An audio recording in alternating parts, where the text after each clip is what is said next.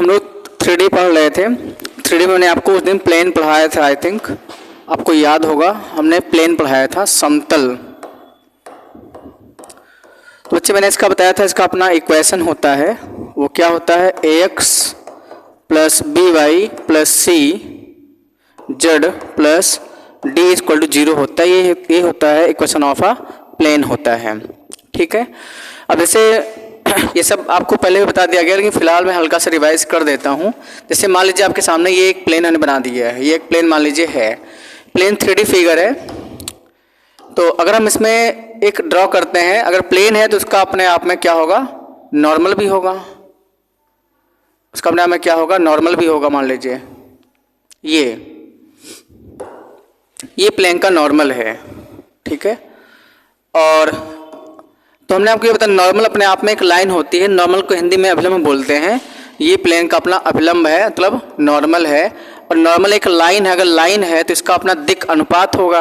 और दिक् अनुपात क्या होता है, एक्स वाई जेड के कोफिशिएंट ही होते हैं, मतलब ये कहीं ना कहीं क्या होगा, ए बी सी, ठीक। तो ये यहाँ तक हमने आपको लास्ट क्लास में आई थिंक बता दिया था, ठीक। अब बच्चे जो नेक्स्ट हमारा कॉन्सेप्ट होगा, वो हमारा कॉन्सेप्ट नेक्स्ट यही है, बल्कि अपने आप में एक रूल है। The perpendicular distance from origin, the perpendicular distance from, या फ्रॉम जो भी है, फ्रॉम पॉइंट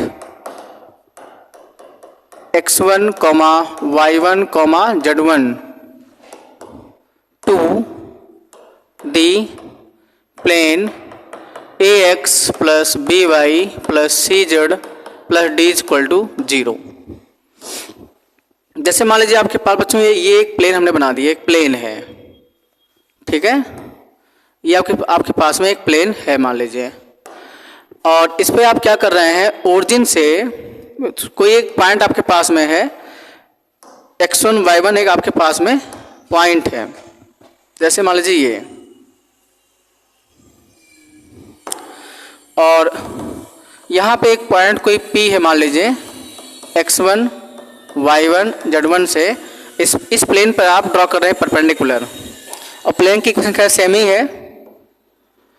मान लो ये पॉइंट मतलब जो PM की लेंथ होगी, मतलब लेंथ ऑफ जो PM ही क्या है, परपेंडिकुलर डिस्टेंस है। तो यहाँ बोल सकते हैं परपेंडिकुलर डिस्टेंस जो बच्चों PM होगा, वो क्या होता है, पहले इस पॉइंट को लाके इसी प्लेन में रख लेते हैं एक्स वाई जेड के प्लेस पर। तो क्या हो जाएगा, ax1 plus by1 plus cz1 plus d का मैग्नीट्यूड, और बच्चे अपॉन में under root X Y Z का कोफिशिएंट का होता है, स्क्वायर होता है A square plus B square plus क्या होता है, सी स्क्वायर होता है। ऐसा आपने पढ़ा होगा क्लास 11th में जब आप स्ट्रेट लाइन पढ़ रहे थे, कुछ ऐसा एक कॉन्सेप्ट यहाँ पर भी है, ठीक है।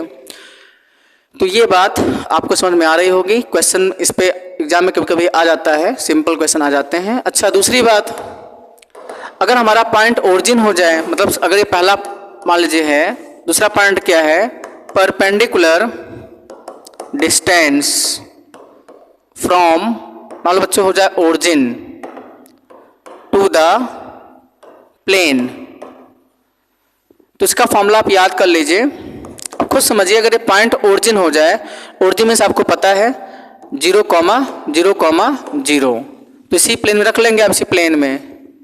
तो कुल अगर आप इसी प्लेन में रखते हैं, जो प्लेन आपका दिया गया है, तो 0 हो जाए, सिर्फ क्या बचेगा हमारा, d बचेगा, upon under root A square plus B square plus C square. क्या ये बात आपको समझ में आ रही है? मतलब हम बच्चे इसी प्लेन में, जो हमारा प्लेन की मान लीजिए इक्वेशन है, क्या है, ax plus B Y plus सी Z plus D equal 0, plane है। अगर आप इसी में रखेंगे ओरिजिन, x भी 0, y भी 0, z भी 0, तो पूरा 0 हो जाएगा, यहाँ से यहाँ तक पूरा 0 हो जाएगा, सिर्फ d बचेगा, अपॉन नीचे सेम हो जाता है, ठीक। तो ये हमारा कॉन्सेप्ट था। आई थिंक आप इसको अच्छे से समझ गए होंगे, इसमें कोई दिक्कत तो है नहीं। इसमें क्वेश्चन आप लिख लीजिए फटाफट, इसको अच्छे से नोट कर लीजिए। आइए इसी कॉन्सेप्ट आपको बताते हैं क्वेश्चन। क्वेश्चन ये है, फाइंड अब हिंदी में बोल देंगे find the length of perpendicular from the point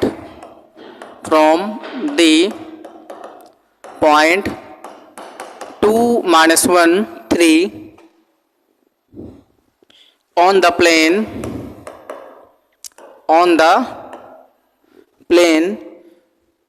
3x plus 4y 3x plus 4y plus 5z equal to 7। ये प्लेन है। हाँ, एक बात थोड़ा हिंदी में इसको बता देता हूँ। हिंदी में आसान है, जब तक पढ़ाया है हिंदी में यही है, जिसको बोलते हैं हम लोग किसी बिंदु x1 y1 z1 से डाले गए लंब की माप होता है समतल पर। ठीक है, समतल ax plus B Y plus C जो प्लस डी इक्वल 0 पर बिंदु x1 y1 z1 से डाले गए लंब की माप का ये फार्मूला होता है, लिखा है आपके सामने बोर्ड पे। ठीक है, सेम ऐसे ही अगर हम इसकी बात करते हैं, सेकंड नंबर की बात करते हैं, तो बच्चे क्या होगा, समतल पर मूल बिंदु, ओरिजिन मीन्स मूल बिंदु 0,0,0 से डाले गए लंब की माप, ये होता है फार्मूला। ठीक है, हाँ, जो सवाल लिखा है आपके सामने का इसको हिंदी में बता दें। हिंदी में यही है, समतल 3x plus 4y plus 5z equal to 7 पर बिंदु 2, -1, 3 पर डाले गए लंब की माप ज्ञात कीजिए। ठीक है, तो लिखेंगे सो परपेंडिकुलर डिस्टेंस। क्या होगा बोलो भाई? तो आप कहेंगे सर एक काम कर लीजिए, जो हमारा प्लेन होता है कांस्टेंट को इधर कर लेते हैं डी की, ये 7 को आप इधर ले आइए बच्चों, तो क्या होगा ये सीधे। अब बच्चे ये पॉइंट आपके पास में, मतलब x के प्लेस क्या रखना है 2, y के प्लेस पर -1, z के प्लेस पर 3, इसी प्लेन में रखना है, रख लीजिए। तो जहाँ जहाँ x रख दीजिए 2, तो 3 into 2 plus 4 into y -1 plus z कितना है 3, और 7 को इधर ले आओ तो ये हो गया -7। अच्छा, यहाँ पे हम लोग मैग्नीट्यूड मॉड लगा देते हैं, ताकि बाय द केस अगर नेगेटिव होता है तो उसको पॉजिटिव बना देता है। अपॉन रूट क्या होता है, एक्स वाई जेड के स्क्वायर का सम, 3 square plus 4 square plus 5 square. ठीक, अब आप इसको सॉल्व कर लीजिए आगे। क्या होगा 6 - 4 प्लस 15 - 7 का मैग्नीट्यूड बाई 6 - 4, और यहाँ आ जाएगा 9 प्लस का 16 और प्लस क्या 25। तो ये ऊपर देखिए 15 6 21 में से 11 कर दो माइनस, कितना आएगा 10, 10 आएगा ऊपर, 15 6 21 में से 11 होगा माइनस, तो 10 आ जाएगा, और नीचे 25 25 50। वैसे ये मैग्नीट्यूड ऑफ 10 है बच्चे, तो 10 पॉजिटिव है तो प्लस 10 लिख लेंगे, और रूट 50 को क्या लिखेंगे आप 25 × 2 लिख लेंगे। 10 25 का 5 होता है स्क्वायर रूट इंटू 2, तो 5 2 जा 10, तो 2/√2, और फर्दर कट जाएगा तो √2 तो बचेगा। तो बस इसका आंसर आ गया √2 यूनिट, उस लंबाई की जो मान है √2 यूनिट आपका आंसर हो जाएगा। आई थिंक ये बात समझ गए आप। हम आगे बढ़ते हैं अब। अच्छा, जो नेक्स्ट हमारा कॉन्सेप्ट है वो एंगल बिटवीन 2 प्लेन्स है। एंगल, बात समझिए, थोड़ा सा चेंज करना पड़ेगा।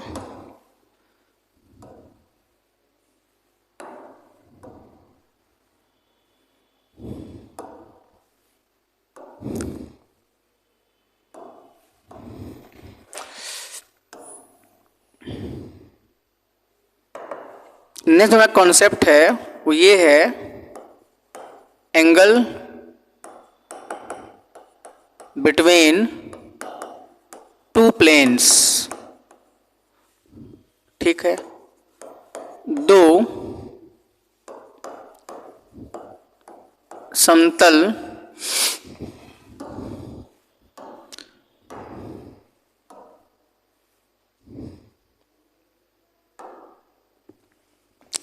एक मिनट, हाँ, 2 समतल के बीच का कोण, ये कॉन्सेप्ट है हमारा। आइए समझते हैं आखिर ये है क्या। तो सब बच्चे इस बात का ध्यान रखेंगे, आपके सामने बच्चे दो प्लेन यहाँ पे दिया रहेगा, हमको उन्हीं प्लेन्स के बीच में एंगल आप लोग को बताना है, ठीक है। अब इसको हम एग्जैक्ट फिगर नहीं बना पाएंगे बिकॉज उससे पॉसिबल नहीं बनाना, तो थोड़ा मैं वैसे समझा देता हूँ, रफली समझा देता हूँ। मान लीजिए आपके पास में एक प्लेन ये है, ये, और एक प्लेन आपके पास में ये है, थोड़ा एक बना देते हैं, एक तो बन जाएगा। एक प्लेन आपके पास में ये है, और फिर दूसरा प्लेन आपके पास में कुछ इस टाइप से बना हुआ है प्लेन। जैसे हम ऐसे कुछ बना देते हैं, मतलब दूसरा आपके पास में ये प्लेन है, तो इनके बीच का एंगल बताना है हमको। अब ये प्लेन खैर 2D में है, इसे आपको दिख नहीं रहा होगा, तो कुछ ऐसा आप देख लीजिए। जैसे मान लो एक प्लेन इधर वाला हो गया, ये आपके पास में एक प्लेन है, दूसरा प्लेन है, तो इनके बीच में क्या एंगल है बताना है, ये तो है। तो आप मुझे बताइए ज़रा, अगर ये प्लेन है, दो प्लेन मान लीजिए ऐसे हैं, अब एग्जाम्पल देख लीजिए, दो प्लेन इस टाइप से बना है, ये पहला प्लेन दूसरा प्लेन, तो अगर प्लेन है तो इनका नॉर्मल होगा, तो ये इसका नॉर्मल ये हो गया, इसका नॉर्मल ये हो जाएगा। तो हम प्लेन के बीच में एंगल निकालने के बजाय इन दोनों प्लेन के नॉर्मल के बीच एंगल निकाल लेते हैं। तो भाई बच्चे मान लीजिए जो आपके सामने ये प्लेन है, इसका नॉर्मल मान लीजिए ये है, ये। अच्छा, जो ये प्लेन है इसका नॉर्मल ये है, ठीक है ना भाई, ये प्लेन है, इसका नॉर्मल ये, इसका नॉर्मल ये है। मान लीजिए ये प्लेन जो आपके सामने है, इसकी इक्वेशन जो है बच्चों वो है a1x plus b1y plus c1z plus d1 equal to 0। अब बच्चे इस प्लेन की जो इक्वेशन है वो a2x plus b2y plus c2z और प्लस d2 इक्वल टू 0 है, ठीक है। हमारा जो कॉन्सेप्ट है, हिंदी वाले बच्चे लिख लेंगे, दो समतल के बीच का कोण, थोड़ा लिखा हुआ है, डल लिखा है, लेकिन फिर भी आप समझ सकते हैं, हम बोल दे रहे हैं हिंदी में। दो प्लेन आपका होगा, उनके बीच का आपको एंगल निकालना रहेगा।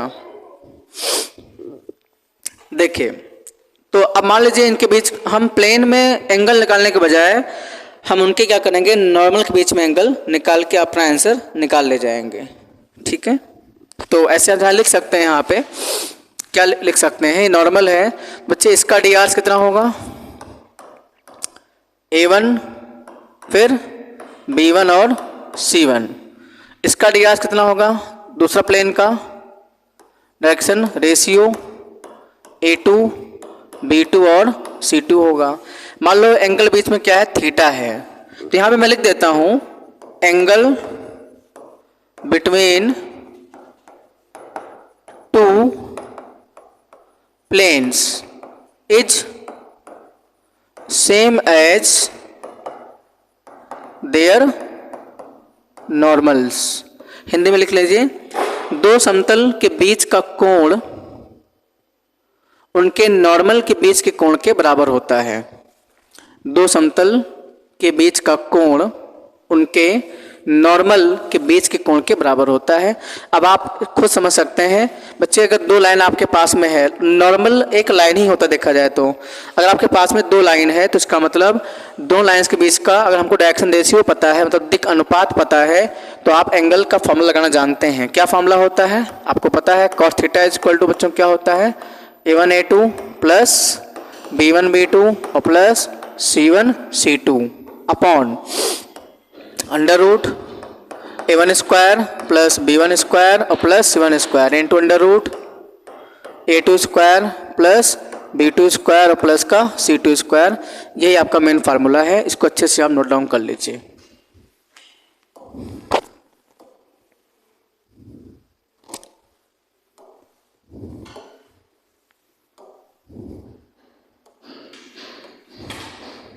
ठीक है,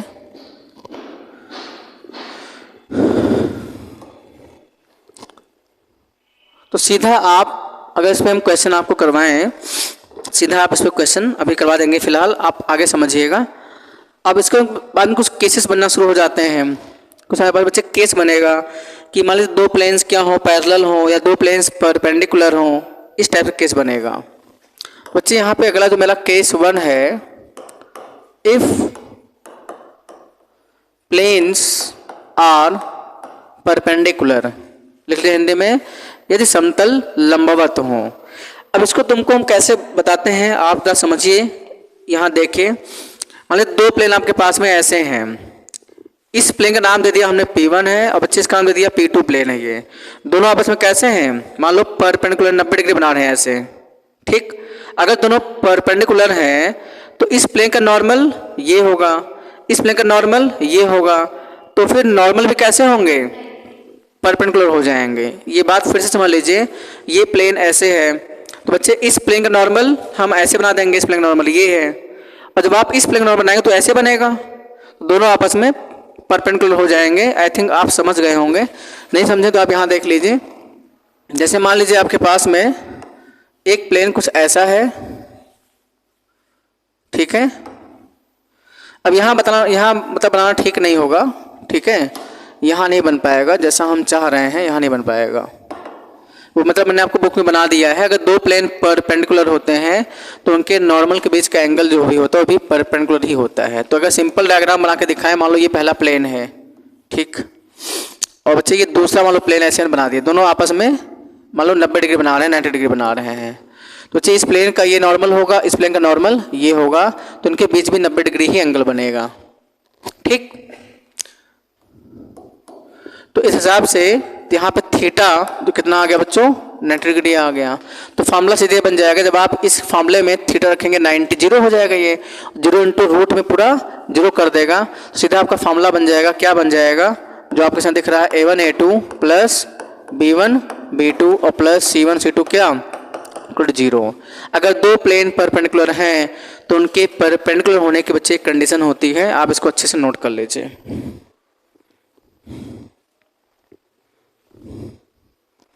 ठीक। हिंदी में मैं बता दें, दो अगर प्लेन लंबवत होते हैं तो ये कंडीशन होती है। केस 2 में आपको ये बता देता हूं, case number 2, if planes are parallel, लिखिए हिंदी में, यदि दो समतल समांतर हैं, यदि दो समतल समांतर हैं। बच्चे अगर दो समतल समांतर होंगे तो उन समतलों के नॉर्मल मतलब अभिलंब भी समांतर होते हैं।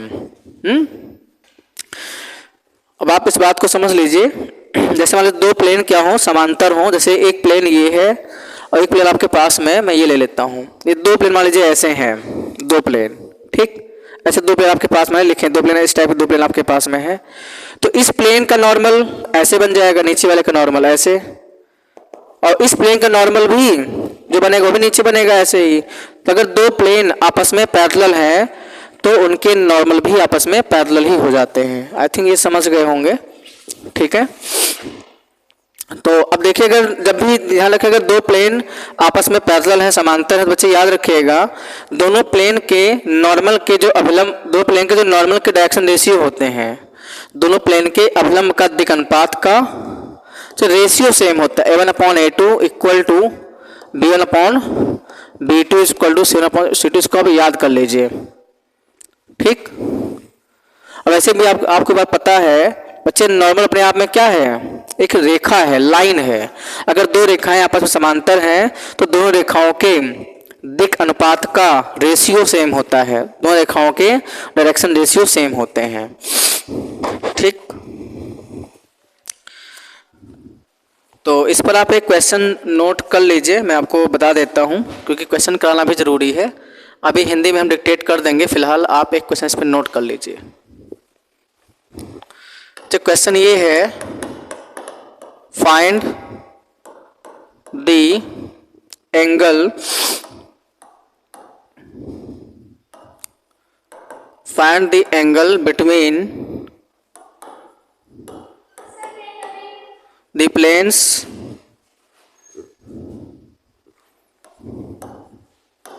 while the planes given as 3x plus 2y minus 4z plus 1 equal to 0 and 5x minus का 3y प्लस z माइनस का 17 इक्वल टू 0। ये दो प्लेन आपके पास में है, दो समतल आपके पास में है, और बच्चे इन्हीं समतल के बीच में आपको कोण बताना है, एंगल बताना है। तो आसान है, ठीक है ना। क्या करेंगे आप जरा मुझे बता दीजिए बच्चे, ये प्लेन दिया गया है समतल, तो इसका डायरेक्शन रेशियो क्या होगा, इसके अवलंब का डायरेक्शन रेशियो, अवलंब के तो नॉर्मल के ड्rs। तो आप कहेंगे सर एक्स वाई जेड का कोफिशिएंट 3, 2 और -4। बोलो, एक्स वाई जेड के जो गुणांक होते हैं वह किसी प्लेन के, किसी समतल के अवलंब का दिक् अनुपात होता है, तो किसी प्लेन के नॉर्मल का डायरेक्शन रेशियो होता है। तो बच्चे किसका काम करेगा ये, तो आप कहेंगे सर ये A1, B1 और C1 का काम करेगा। और बच्चों ये दूसरा प्लेन है, तो बच्चे इसका ड्rs कितना होगा, तो 5 -3 और 1। ये काम कैसे करेगा, ये काम करेगा बच्चों A2 और B2 और C2 की वैल्यू हो जाएगी। अब लगा दो, फॉर्मूला होता है cos theta is equal to A1 A2। अब थोड़ा ऐड करेंगे, A1 कितना बच्चों 3 है, A2 कितना है दिख रहा होगा आई थिंक, अब यहाँ दिख रहा होगा, देखिए A2 की वैल्यू कितनी है आपके पास में 5 है, प्लस B1 B2, B1 2 है, B2 देखिए वहाँ पे -3, C1 -4 और C2 1 है, अपॉन अंडर रूट इन तीनों के स्क्वायर का सम, तो 9 + 4 + 16 अंडर रूट 25 + 9 + 1। क्लियर है। तो बस इसका आंसर आप निकाल लीजिए। तो 15 - 6 माइनस का 4, ठीक है, अपॉन यहाँ देखें 29 और यहाँ पे 35, बस ये आंसर हो गया। 5 अपॉन रूट 29 रूट 35, ये इसके बीच का एंगल है।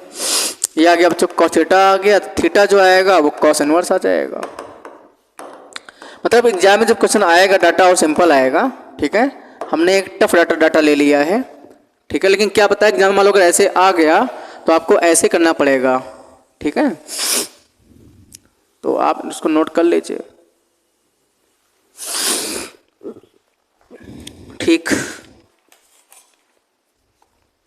चलिए बच्चे फिर में अगला क्वेश्चन लिखिए आप लोग। नेक्स्ट क्वेश्चन है, फाइंड द इक्वेशन ऑफ, एक मिनट यार जुकाम हो रहा है लेकिन क्या करें, plane passing through the point 1 to 1 and this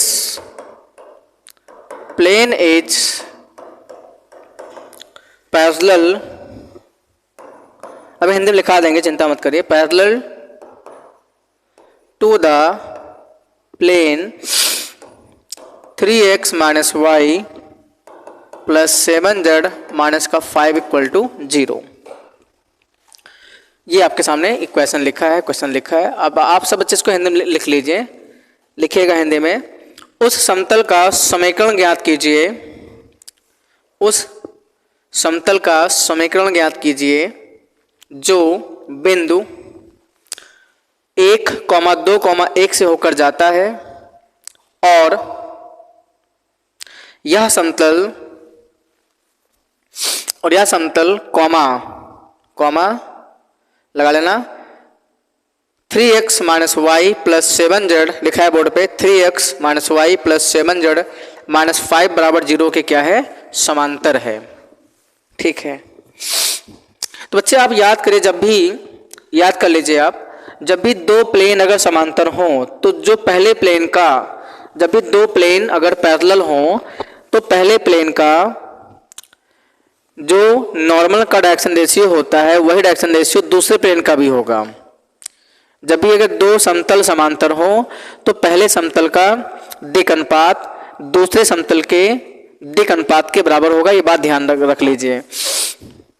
तो आप सब अच्छी तरह ध्यान दीजिए बोर्ड पे। हमें एक ऐसे बच्चे प्लेन की इक्वेशन निकालनी है। आपने कहा ठीक है सर, जो बच्चे पॉइंट हमारे पास में पॉइंट दिया गया है 1 2 1 से होकर जाता है, और ये जो प्लेन है बच्चे, ये प्लेन इस प्लेन के पैरेलल है। ये प्लेन है बच्चों, वो इस प्लेन के क्या है, पैरेलल है।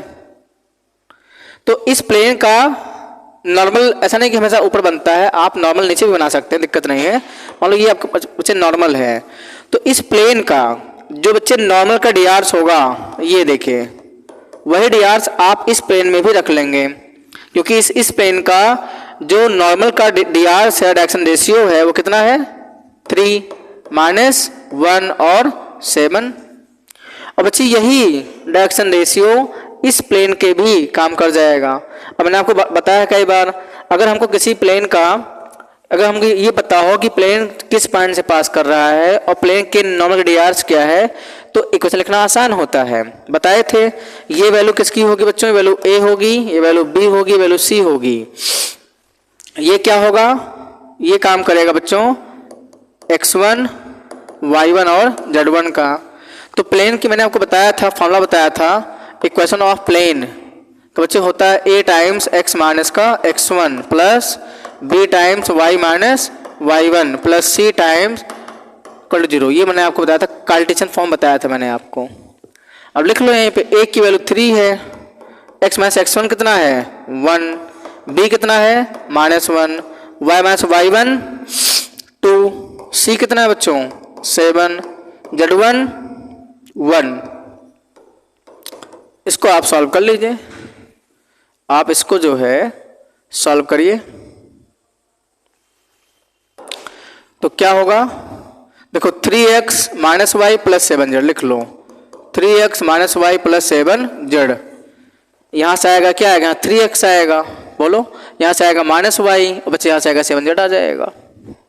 ठीक, अब देखो कांस्टेंट क्या है -3 + 2, -3 + 2 बच्चे होता है -1 और -1 और -7 कितना आ जाएगा -8।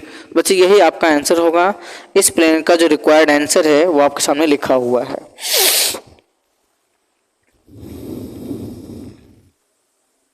ठीक, तो इसको आप नोट डाउन कर लीजिए। तो आज की क्लास यहीं क्लोज करते हैं, बाकी क्लास आपकी नेक्स्ट टर्न पे चलेगी। इतना आप अच्छे रिवाइज कर लीजिए। प्लेन मैक्सिमम खत्म है, अब इसके बाद नेक्स्ट टर्न पे आपका अगला टॉपिक शुरू होगा। ठीक है, हाँ जो भी आपको क्वेश्चन पूछना है प्लेन से रिलेटेड वो नेक्स्ट टर्न पे आप पूछ सकते हैं।